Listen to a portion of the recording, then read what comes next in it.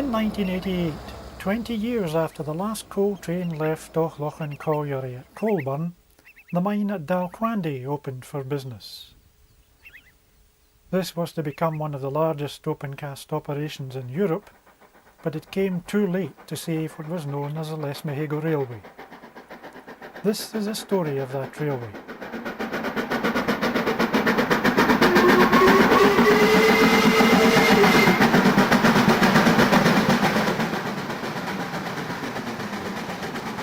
Records show that minerals were worked at Stockbridge and Weston near Coalburn and in the Auchenheath areas of Lesmahago parish long before 1800. In particular, the high-quality gas coal was much sought after locally and by the Glasgow Gas Company, which took two-thirds of the output of the coalfield in 1832 by way of horse and cart from Auchenheath. However, the development of the coalfield was much hampered by the relative remoteness and poor transport facilities in the area. James Ferguson, the tenant of Auchenheath Farm, made a survey of the area in the 1840s, and several attempts were made to obtain authorisation for the construction of a railway from the industrial areas around Motherwell to the coalfield. Success came in 1851 with the passing of an Act of Parliament allowing for a single-line mineral railway to be built from the main line at Motherwell to Bank End, south of Coalburn, with a short branch to Southfield, now Blackwood. The Duke of Hamilton was one of the subscribers, and the line was to be operated by the Caledonian Railway Company, which had gained access to Glasgow from south of the border in 1849. The route was opened to Coalburn in 1856, incidentally the year David Livingstone completed his journey across Africa, and to Southfield and Dunduff Quarry in 1860. A branch to Stonehouse was completed in 1864. The line soon showed its potential, and big prizes were obtained by the Calais. The first 7 miles was over a continuous coalfield where vast reserves were known to exist. The next 3 would tap the prize Cannell coal at Auchenheath. Then it would pass through the coalfield around Coalburn. And at Bank End the line could enter the then unexploited Douglas Valley coalfield. A large number of coal mines were opened over the years, linked to the railway by wagonways, tramways, sidings or branches. Indeed, the route proved so successful for the railway company that the line had to be dualled and upgraded from Motherwell to Southfield in 1866, only 10 years after it was opened. Passenger traffic was introduced at that time.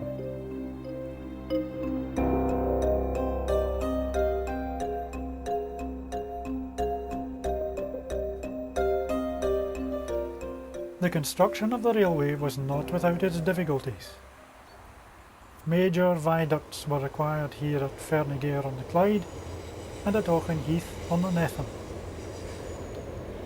In the early 1860s, both viaducts were giving problems. They had been built with short stone piers on which laminated timber arching, trusses and bearers were placed. The Clyde Bridge was 640 feet long and 110 feet above the river, but the one over the Nethan was 880 feet long and 140 feet high. However, the gentry from Lesmahago were understood not to be impressed by this engineering feat, and chose to drive by horse and carriage to Blackwood Station rather than use the viaduct.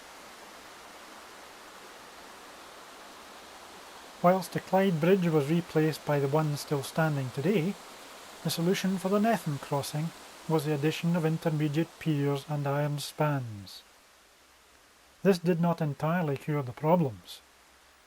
A loose viaduct, and it had been built on stone piers at one time, and had to add intermediate piers onto events or later on in metal structure, but it still didn't get the swing of it. It was quite a Well, after a while you never thought anything of it, but the first once or twice I went over it with a passenger train was with a fired to an old driver, Bob Reed they called him, or the rancher. And the Hawkhead curve for a start with him was you were running two wheels because he only knew two positions on the throttle. That was shut and full open. And even going into Auchenheath station after coming over the viaduct, he had three brakes that he applied. He applied the normal vacuum brake, they pulled on the steam brake and they pulled over the reversing lever to stop the platform going up a hill. It was quite frightening.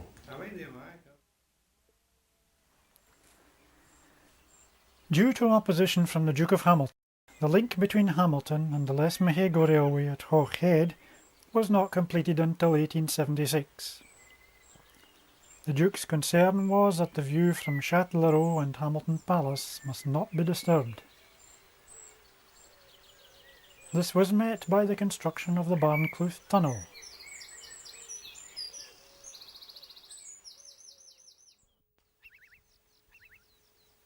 The extension of the line in 1888 from Bankend southwards over the hill to Gallawhistle and Spireslack here in the Douglas Valley brought the Calais to within 4 miles of Muirkirk and the territory of their rivals, the Glasgow and South Western Railway. This final link, which would have given the Calais continuous running to Ayrshire and the GSWR access to Lanarkshire, was eventually completed but never used, and it was abandoned in 1910 due probably to the adverse geological conditions rendering deep mining impractical. The Mid-Lanarkshire Extension Lines Act of 1896 allowed for the construction of a new line from Meryton on the Lesmahago branch to Stonehouse, then Stonehouse to Straven and beyond, and Stonehouse to Lesmahago and Coalburn, joining with the old route at Alton Heights. This gave the company the benefit of another route to the developing Coalburn and Douglas Valley coalfield and increased passenger traffic by being more conveniently located to the population centres than the old route was. In fact, this new route followed the line originally proposed by the Lesmahago coal masters in the 1840s.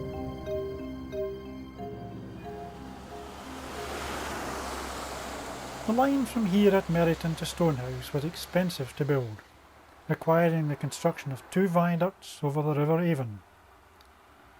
Both were erected by Arrol and Company of Forth Bridge fame, and whilst there were speed restrictions, they exhibited none of the problems of the viaducts on the old route.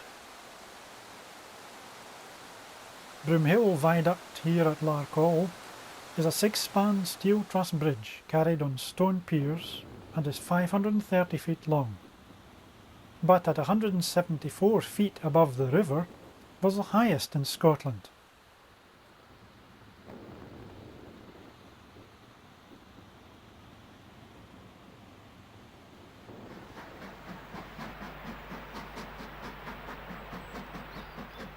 Stonehouse was famous for its viaduct and its chute. Both were reputed to be the longest in Scotland. Alas, the chute has now gone, and all that remains of the 1,220 feet long viaduct are the stone piers.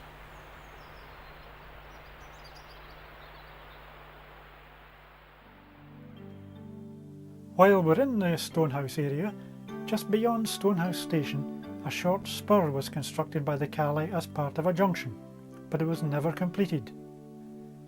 This effectively denied access to the Coalburn coalfield from the Irvine Valley lines of their rivals, the GSWR. A viaduct was also required over the Nethan at Lesmahago. This was of a substantial stone construction, not like the one for the old route further down the river at Auchenheath. Lesmahago saw the start of the incline to Alton Heights, known locally as the Cut. A large steam-powered excavator was used for levelling purposes during construction. Traffic of all sorts continued to increase until the First World War, although some of the stations on the old route found their operations much reduced after 1905 due to the proximity of the new route.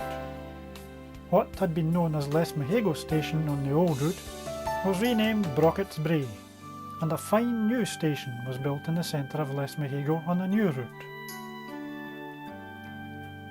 Local farmers took milk to the stations in the morning and found a ready market for daily products in the Glasgow conurbation.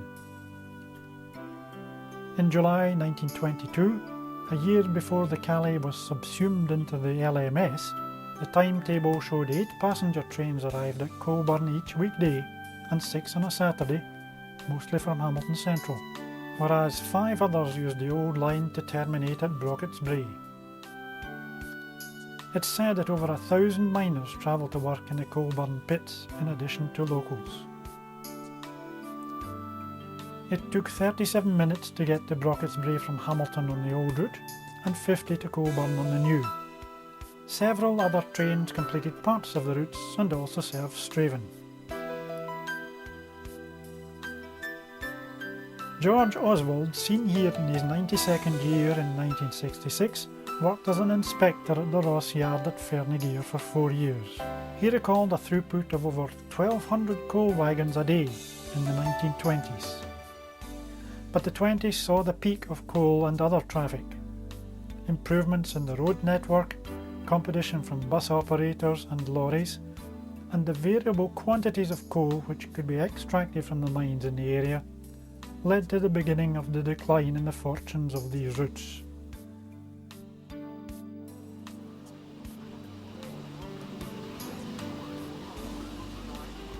John Taylor, seen here with a Black 5 engine at Disco Bride in 1993, tells of the marshalling yard at the Ross Junction. Massive yard, Douglas.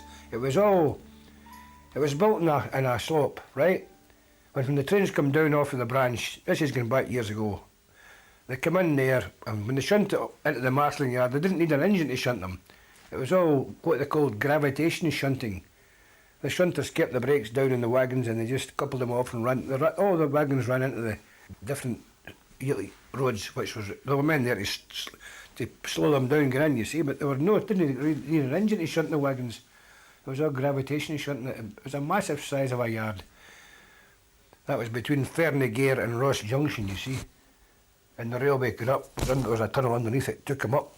Well, as I've already told you, my grandfather worked in the branch for maybe 30 years. I can't really tell you. My father would have told me, but he's away, he's dead long ago. My father was a driver on the railway too, at Hamilton for 50 years, Douglas, you know. And my grandfather worked in the branch. He was in Fernegear box, and he was in Stonehouse box. There was none of these boxes up there. I know he was. My father's told me that. And we used to go up with the goods. That was go up with the goods up the old line. And the job number was 118. You know the old job numbers? 118 was up the goods, got up to Lapcall East and Dalsurf and up to inside at Auchenheath, but in the goods, there were a big shed at Auchenheath, and up to Brocket's Brae. We always went to Brocket's Brae and up to Auchlachen to get round about the train and take water. That's where we took water at Auchlachen. There was a tank in the old line where we could get water. Then there was also a water column in the new line where they come into the junction. We get water both ways there. Then normally we went up there, going back with empty, so we used to go to Auchlachen pit and maybe lift some coal. There was always coal to come down, you know. There was quite a lot of jobs went up to Auchlachen pit. 110, that was the early morning job that went to Auchlachen in the morning.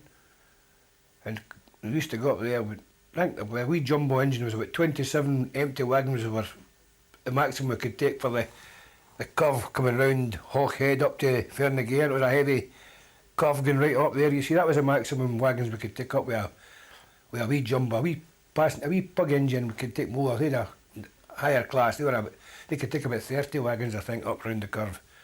But coming down, you could bring about 35 wagons down, but you had to get a pilot at Fernegear to go up through the Hamilton, up through the Gadza Bank. I had to get a pilot there. So in the earlier days, the day shift fellows on the Coalburn run, they signed on, back at 5 I think it would be, and they'd start preparing their engine and making sure. Sometimes their engine was prepared for them, it depends on how busy things were at the depot. And after that they run light engine up to Bank End, and they would tie on there. They'd be up there for 6:30, 7 to give the train time to be steam heated to pick up the passengers, and we'll leave at Coalburn 7:30. That was the winter time anyway. Summertime wasn't just so bad. And he would generally come down bunker first. And those days, the earlier days of my father's engine was a class 2 passenger, 15130 was her number. As I told you when I phoned you, she was a funny thing, because in these days they all took a great pride on their machines. And John Allen was his driver at that particular time. And on the inside of the engine they had brass plates all about this length with various little designs. And these were one on either side of the car, one driver's side and one on the fireman's side, and this was polished along with the rest of it. And then on the dome on the outside there were a whacking great knob, like a door handle, solid brass, that was screwed onto the top of it. And you've seen them coming through. It was particularly nice summer days and sunny days. It was a great sight to see them coming down. Oh, it was a heavy pull right up from after you go through the Barncliffe Tunnel up to Hawk. It was a heavy pull round to Fernigair when you get the tablet onto the thing, and a heavy pull to Blackhall, and a heavy pull from Blackhall up to Stonehouse. And it wasn't too bad from Stonehouse to Blackwood, but after even to Lismahaga, once you left Lismahaga station, going up over the viaduct, it was a heavy pull right up to Auchlachen. After that it was level all the road to. But many a hard struggle we had going up the Lismahaga bank, especially some of the drivers. They couldn't get the engine to go quick enough, and it was just, the wheels just used to go flying round, you know, it was kicking and splittering. And there were some good drivers could handle it better, Douglas, I must say. The other guys were they couldn't get the engine to go quick enough or open the throttle wide enough, and it would just, the wheels would just begin round and round, and whereas other drivers could ease it up and wind it back a bit to give it less, you know. Oh, I don't want to tell you the drivers' names, but there was some of them were better than others. I'll say that about them. And what do they do in these situations? Just back down a bit and have another. No, well, no. They would kick, but they would still be going that wee bit. We to give them what more standards, like the stand dry the rail a bit. You see, it gives you a grip. Well, very still when we went back the way, unless it was a freight train. They had a very hard struggle going up, you know. Sometimes you had to stop with the trains, and the guard would put the brake on at the back, you see, and you'd ease the train back onto the van. They would hold them, put brakes down, and if you were that bad, you would couple half of the train off and take half of the train up. You'd take half of the train to Alton Heights, you see, and the signalman, right, okay, just leave them there and go back and get the other half, and you would, that's what we used to do if a heavy train. If you couldn't get up, you'd half the train, you know. But after you got to Alton Heights, it was a level road, right? A good about 2 mile level straight along to Auchlachen Pit, where I can remember Jimmy, we called him Cubby. He was the wee signalman in that box, and that was it. But I loved up the branch, and especially as I told you in the summer, in the good weather, it was great away up in the country, marvellous. Then coming down the way, sometimes at Blackwood, we would get put down to the Tillytoodlem Road, which was from Blackwood. It was a sheer drop right down to Tillytoodlem, and we used to sit back away from the signal till we seen the signal coming off, so we could get a run. It was a dip going right through Tillytoodlem. It was a dip going right in and right up the hill, and we used to sit back so we could get a good run at them, you know. And we changed tablets. We changed our tablet at Tillytoodlem. And you were coming down there. You were coming down quite hard. Well, it was a very difficult job to change the tablet. So what we used to do is we used to throw our tablet off, you know, and catch our own tablet, because it was these old engines. You hadn't much room to hang out, you know. You'd have fell off a bumper engine. But we used to just throw our tablet off and catch our other tablet. And it was a heavy pull up from Tillytoodlem up to Netherburn. But once you got over Netherburn, that was you. You were downhill all the road right to Hawkhead Junction then. And Jock Glance was a signalman in there, and Andra Walk, you know, we knew all the signalmen in the boxes at the time. The wee coach was on that line for a while, the Remember the coach? You mind the coach? I've heard of it, I haven't. I can remember the number. We had three of them at Hamilton, 29950, 51 and 52. We red coach. Big Jimmy Ritchie used to drive it, and Jimmy Forrest and Jock Brown. They were the regular men that were on the coach. There were 3 or 4 drivers, that was a regular. And old Johnny Murray, he was a guard, came from Straven, and Wally McBride, they were on the coach. But it was all, most of the times it was broken down. Some bright spark, somebody decided they would try a diesel car on, particularly on the Brocketts Brae from Hamilton Central to Brocketts Brae. And well, it was a comedian of a thing, that. It was just a bus, it was only 4 wheels. And Davy Downey was the driver, and my father, he was the guard. And that thing broke down more times than it ever run. And gearboxes, it used to go through gearboxes like nobody's end. And the final straw, I don't know who the driver was, he got to Brocketts Brae and he flew it through the level crossing. Skipped the level crossing, skipped the cow. That was the front end battered in. That was the end of it. Oh dear, we had some fun. No, we had great times.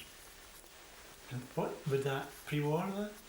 That was pre-war, aye, that was pre-war, aye. Oh, that lay in Hamilton Shed for many years. 044s, you know. The wee bogey under the cab, it was nice to get a nice smooth run in that, you know, the wee passenger engine. And generally were these engines pretty well maintained? No, they weren't really. They were done. Some of these engines were built before the turn of the century. Most of them were built before about 1890. Got Douglas, all these wee jumbos and I can remember one engine that was built in 1884. We were still working at 1950. So you know, well, they went to the works to St Robert's Works every 3 years to get fettled up. You know, get done up, new boilers and maybe new wheels. They weren't the original engine, but it was all everything was renewed at some time or another, you know. But they were all wrecks, I can tell you. There were 2 of these went off the road at Fernagay. They ran into the sand trap. They're a sand trap, what they called, you know, the runaway points. Well, at Fernagay they built a thing, a continuation. When you ran away, you'd all this bit, the rail bit was all covered in with sand, which steadied up the train. But they still were going that hard. They knocked the sand traps down and everything. Oh, aye. That was coming down from Merritton, just from Merritton to Fernagay. They couldn't stop. Hadn't took enough brakes. Because the driver was always at fault because he'd always come back and says you hadn't enough brakes down. They were all coming down saying no take enough brakes. I remember one time I was coming down from Blackwood Station with one of these old 900 engines. You know, you can mind the 900 diesels that came out with the cab in the middle. They were great. They were always breaking down. They were always heating up. They were always very bad for overheating. But I remember I was coming down there with a train of steel for Newton Steelworks. We were coming from Moss End round that way, around Hamilton, you see. Well, we were coming through Motherwell. We were supposed to have stopped and took brakes, as usual. I keep it said to the guard, give us a good hold at the back, you see. The old Ross box was open at the time, the Ross Junction and all the old boxes were. So I'm coming down the Ross bank. I put the brake on. As soon as I put the brake on, I says, I knew I was away. I knew I couldn't. I says, I've run away, you see. So coming over the Ross viaduct, I'm whistling for the signalman to attract the signalman to let him know I had run away. Well, lucky enough, he just ran me into the yard, at the Ross yard, which is a massive yard, you know, at that time. So I just ran into the yard, and as soon as I went onto the upgrading, the train stopped. So other than that, you were down into Hawkhead Junction, maybe a train coming off the branch, you see, you had to. So that was it. You knew you were away. Going back to the Brocketts Brae line, it was mostly used during the summer for fruit traffic. There was a lot of fruit traffic off that yard. But again, you come back down the Coalburn road, because you went to Alton Heights and Coalburn, got the fruit at Coalburn, and back down to Blackwood, where there was an interchange for all the motors came into Blackwood Station and the fruit was loaded, and it went to the law for transshipment further south. There was some place at Lismahago that had a mushroom farm, and I used to get quite a lot of fruit. Was that by getting into the market as quick as they could, you see? Oh, aye, that was the quickest road at the time. I remember my driver was one of the daredevils, the buller. Oh, the buller, right. And course, the fruit was being loaded at Blackwood on this occasion, and the buller was there was pears at that time, and he made the porter, the station porter, have a pear or an apple, whatever it was they were loading. And then he said, "That's sure as bad as what we are, so you can't tell anybody." Steal the fruit, eh? I was stealing the fruit.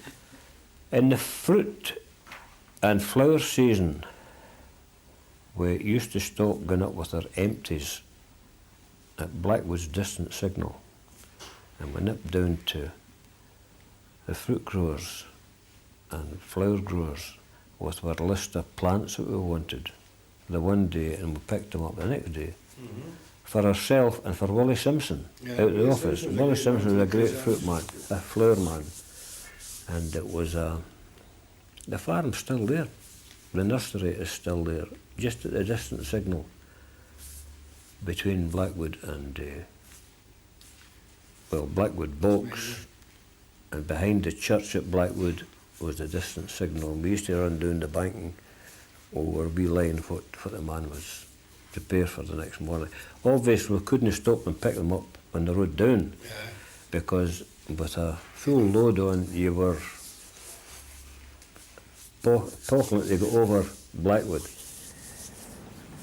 A photograph in the signal box at Brocketts at Alton Heights, where it was a 100-lever frame that was in it, and they cut the box in half, and it was only down to about, well, a couple of dozen levers when we used to go up to the box. I could remember, there were a lot of spin, there were big sidings, a lot of sidings there. Oh, aye, there was a... And on the left-hand side, going towards Peniel, there was a rounding loop where you could round your train. But on this side, there was storage sidings. Between the Coalburn Road and the Peniel Road. And during the winter months, they stored 3 sets of coaches there for evening excursions, because that's where all the evening excursions started from, was Coalburn. They started at Coalburn and they come down to Lismahago, Blackwood, Stonehouse, Larkhall and Hamilton. And they went to various places, namely Helensburgh was a favourite one, or Ballach. Run to here, and I think it was a charge of 1 and 6. Bob Moffat was the relief porter at Blackwood Station in Early 1954. shift and a back shift. So on the first day when I had arrived, the station master, who was from Lismahago, Hugh Davidson, he had opened up the station and was beginning to show me the duties that were expected of me, because apart from being the porter, we were also the booking clerk, porter, delivery man and handyman on it. So after one had got into the swing of what was going on, you were ideal. So early shift was a problem because the bus service never coincided with your starting time. So having made a few inquiries, I found out that the first train left in the morning, empty I might add, from Hamilton going up to Coalburn to form the first service coming back down in the morning. So hopped across from Motherwell, where I lived at the time, to Hamilton, jumped on the plate, on the engine anyway, and away I went. So when we arrived at Blackwood, of course the station's pitch black, but in the front wagon was also the fish van. So to open up and take the fish out, which was really for the fish and chip shop, which is at that time was a transport cafe, and I still believe is to this day. The train then left, you then opened up, put the lights on, at least it had electricity in these days, and not like some stations were still paraffin fed. Opened up, got the fire kindled for the booking office, and then awaited the people coming down to buy their ticket. And the Monday morning was particularly busy for the season tickets. People were coming down in the morning train and then to Hamilton and then changing there and going on to Glasgow. I also recall it was very busy with the youngsters who were going to Larkhall, obviously attending Larkhall Academy School. Once that train had gone, then you just generally tidied up the station, swept the platform, made sure the windows were clean and what have you, general duties as expected of you at that time. I seem to recall there was another train come back up in the morning around about 11 o'clock, which went on to Coalburn, and this one delivered some parcels to for the local Kirkmere Hill Co-op. You always waited until the train had come back down again, and then there was nothing then to interrupt you. The back shift porter, a chap called Fulton from Coalburn, he always used to come down in that lunchtime train. Shows you how keen he was, starting a couple of hours beforehand. So together we would take out this huge big red barrow, I always remember this, with large wheels on it, and would pile the parcels in, because sometimes there was about a dozen parcels that had been delivered, and you had to wheel it up this driveway, cobbly path as it was, up onto the main road, turn left, and I'll push it along the pavement, and then eventually up the street into the Co-op and deliver the parcel, and then bring it back empty. So once we had done that, we then got into a sort of routine with as I said, I think his name was Hugh, but I'm not exactly sure on that, Hugh Fulton anyway. But we got on exceptionally well now. There was a signal box at Blackwood which controlled the line from Stonehouse and also from coming up from Tillytoodlem. The Tillytoodlem station had closed by this time, but it was still used for occasional goods train coming up. But the signalman was a chap called Willie Smith, a gruff character. Very, very witty. Now, he was sort of the same, he always worked the same shifts as I, so 9 times out of 10, once the morning trains had gone, that's where we went and had our break time. You know, as I say, he was a local crony, and he used to tell us all the stories about Blackwood and the likes, but that was another story. However, Blackwood also had a goods yard, and occasionally there was a goods train would come in to unload a wagon or two for the local farms or what have you. And not that we had anything directly to do with this, but they also used to store some passenger coaches, the types that were the corridor type, which were maybe used in going down south. And our duties were to go along and inspect them periodically, just to make sure there was no vandalism, because the local school was just over the fence, so to speak, so you'd always be careful of a wayward stone or what have you, not intentionally, I might add, in these days.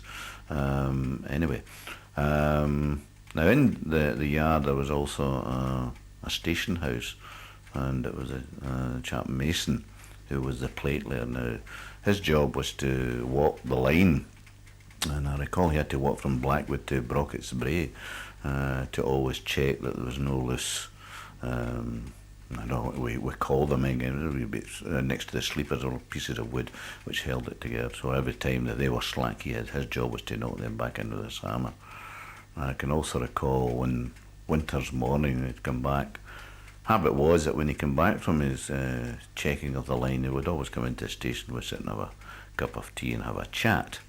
And he had the middle 2 fingers missing on his left hand, and I was sitting there, and the story got on about how he'd lost his 2 fingers. In actual fact, he'd been working on a Sunday. They were moving this particular section of line, and they were moving this length of railway line, and unfortunately somebody forgot to tell him that to move his hand out as they were placing it down. So the only other station that I've worked in that particular line was at Stonehouse. Now, Stonehouse was a bigger station, obviously, because it controlled the line going to Coalburn and also the one to Straven.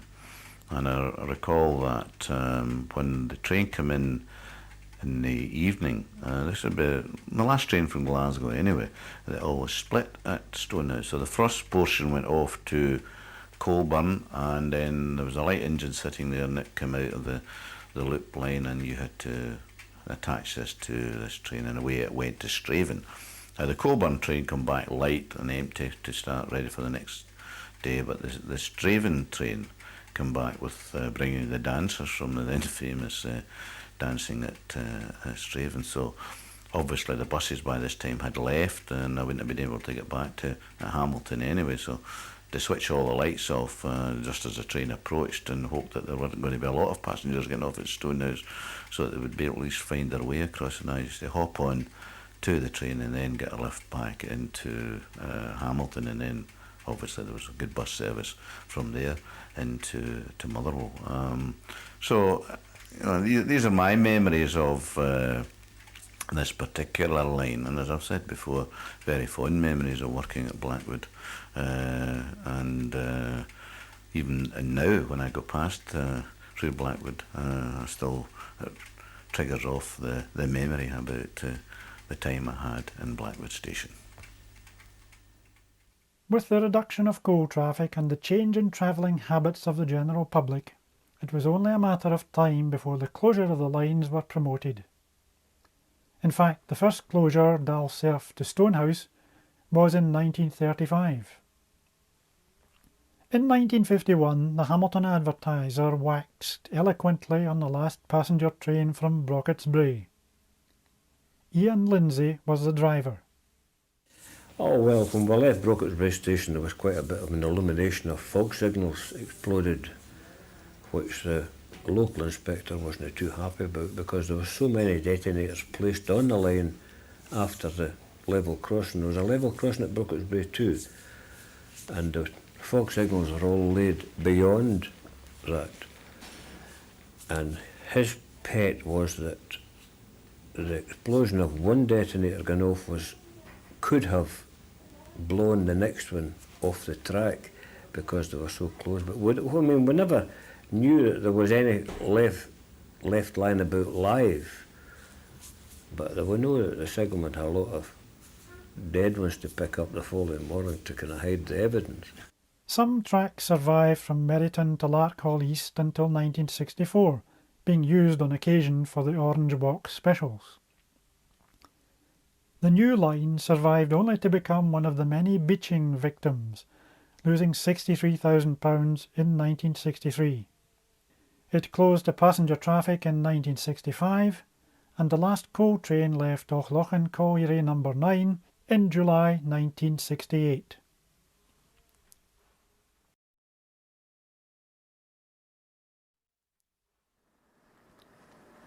Saturday, 2nd of October 1965 was wet and overcast, and the train left Hamilton Central on time at 8 minutes past 1.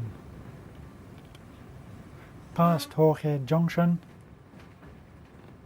and the Fernigear Tablet Exchange,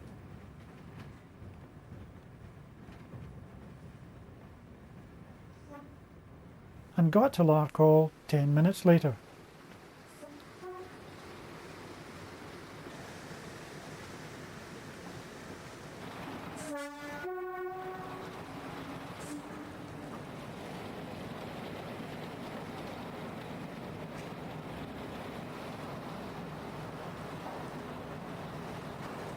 The train now approaches and crosses over the Avon at Broomhill Viaduct.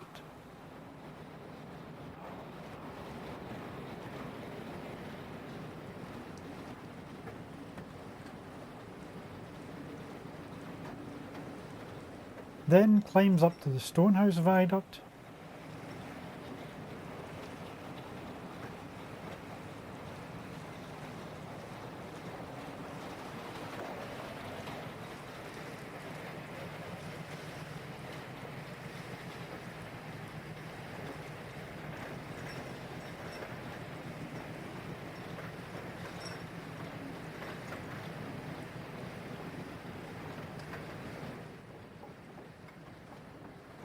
and enters Stonehouse 6 minutes later.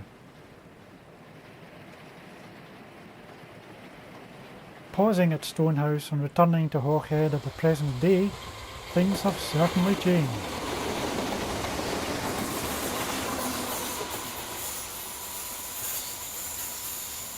Hawkhead Junction can hardly be seen. The Fernigear Tablet Exchange is no more, and Larkhall Central has become a repository for co-op shopping trolleys.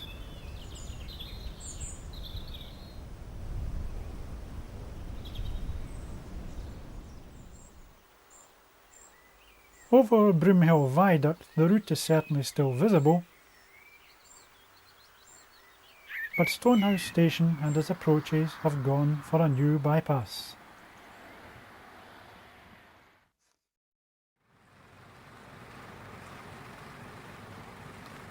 Back to Stonehouse Station in 1965.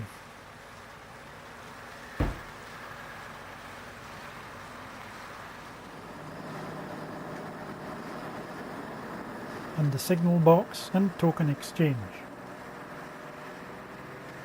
On to the bridge over the old A74 dual carriageway and Blackwood signal box and station, 10 minutes from Stonehouse.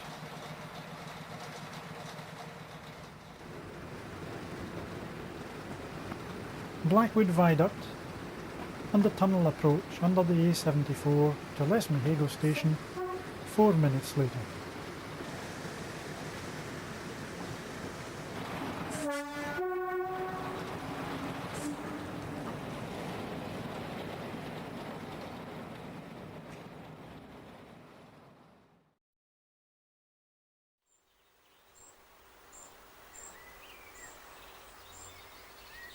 The old route in the middle distance and the new route by the fence line in the foreground ran parallel to each other in this area on either side of the Nethan Valley through very attractive countryside.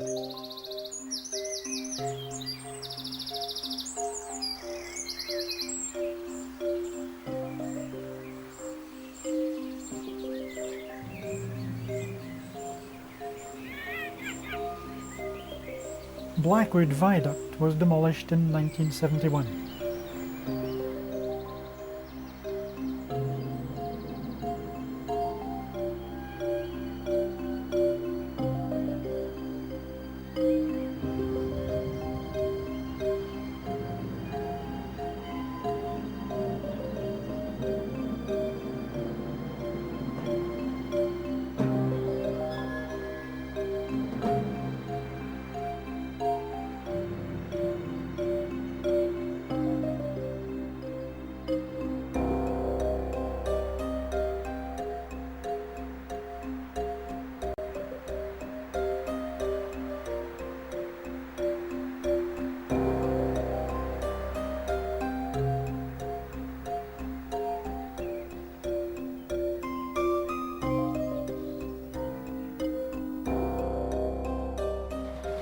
Lesmahago saw the start of the long haul up towards Alton Heights.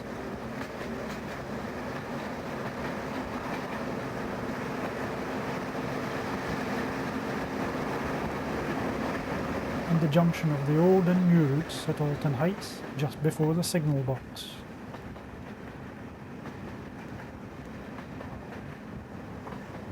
Then came the level run across the moss.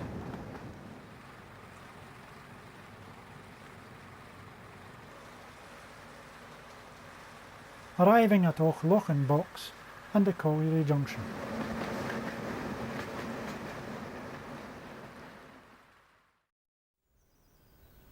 Today, the top of Auchlochan Bing provides a fine viewpoint.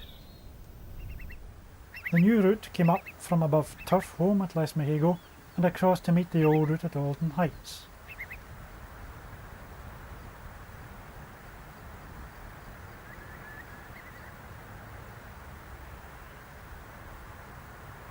Then it crossed the moss, past the remains of the pits, to Coalburn.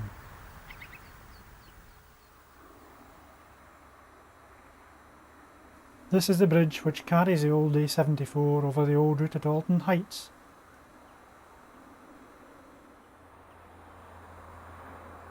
And the much changed skyline at Coalburn.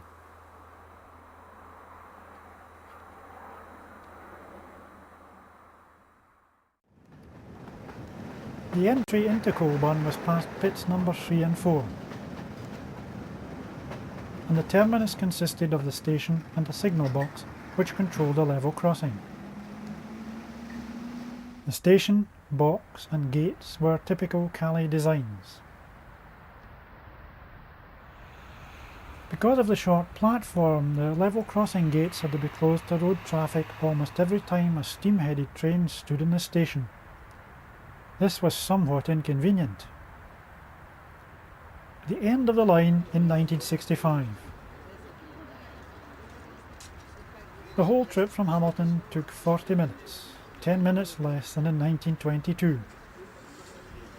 The station hotel was much the worse for wear.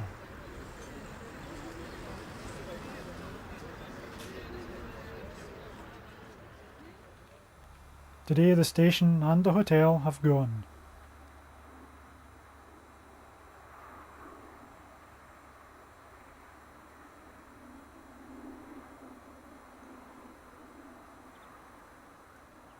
And the track bed is a pleasant walkway.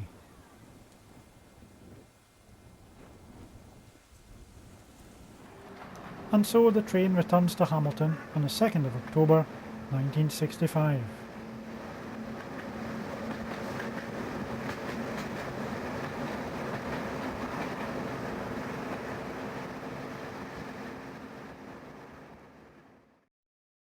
The story does not entirely end here. The former Strathclyde Regional Council proposed the reopening of the line from Hawkhead to Larkhall Central as part of its development strategy in the 1995 structure plan. James Duncan is the Rail and Marketing Manager of Strathclyde Passenger Transport. The scheme to reopen the Larkhall line has been around for quite a long time. The Larkhall community is the largest in Strathclyde that doesn't have direct access to a rail network at the moment. So, as we've been progressing with developing the largest local rail network outside London, we've been looking at Larkhall as well. We now have a scheme up and running. It involves reopening the electrified line from near Hamilton through Châtelherault to Larkhall. It'll be a single track, electrified just like the rest of the Argyll line, but with a passing loop about halfway between Larkhall and the junction. As well as the station at Larkhall, which will be at the old Caledonian Road site, Larkhall Central it used to be called, there'll be another one at Châtelherault to serve the country park together with the villages of Fernigare and Allenton. There is an intention to have quite a lot of housing development on the north side of Larkhall, and the scheme takes allowance for this with providing space for another station there. This line is part of a longer scheme which will mean the trains run through from Larkhall to Mogai to the northwest of Glasgow. So, as well as providing a half-hourly service to Larkhall and Châtelherault, it'll increase the service from Hamilton, Blantyre into Glasgow to 4 trains an hour, and provide 4 trains an hour from Mogai to Glasgow as well, giving links from the Larkhall communities not just to the city centre, but to Hamilton, to Rutherglen, and through to Partick on the far side of the city. The estimates we've carried out so far suggest that this scheme is going to cost about £22.5 million, an awful lot of money for the local authorities to find. During the time the design has been going on, there's been an awful lot of changes in virtually everything to do with the rail network. The railways have been privatised, with the ground and infrastructure being sold to Railtrack. The companies are now privately owned, with ScotRail being a subsidiary of National Express. The rolling stock is all owned by leasing companies who hire it to the operators. Local government has changed, with the former Strathclyde region being abolished, along with all the district councils, so that now Scotland is governed by a series of unitary councils.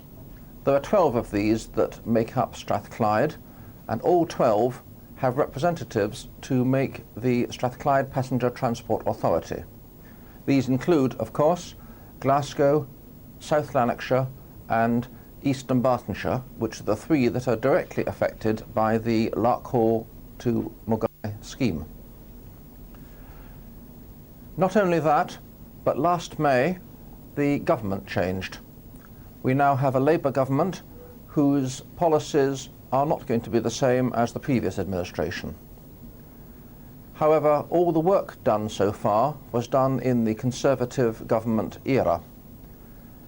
They have been very keen on progressing private finance initiatives and indicated that this is the means whereby the Larkhall scheme should largely be funded. They also have a challenge fund scheme whereby the best schemes in Scotland compete for the scarce resources that the government have been prepared to release. It's very gratifying that the previous government recognised the value of the Larkhall to Mulgai scheme and allowed £5 million towards the £22 million cost. That still leaves a big gap, and while we would hope to get contributions from the authority, from South Lanarkshire Council, and most importantly from the European Union, we don't at the moment have a clear picture on where the money is going to come from. All the planning processes are complete. We have powers to build the line. We are just awaiting the availability of money to make it happen.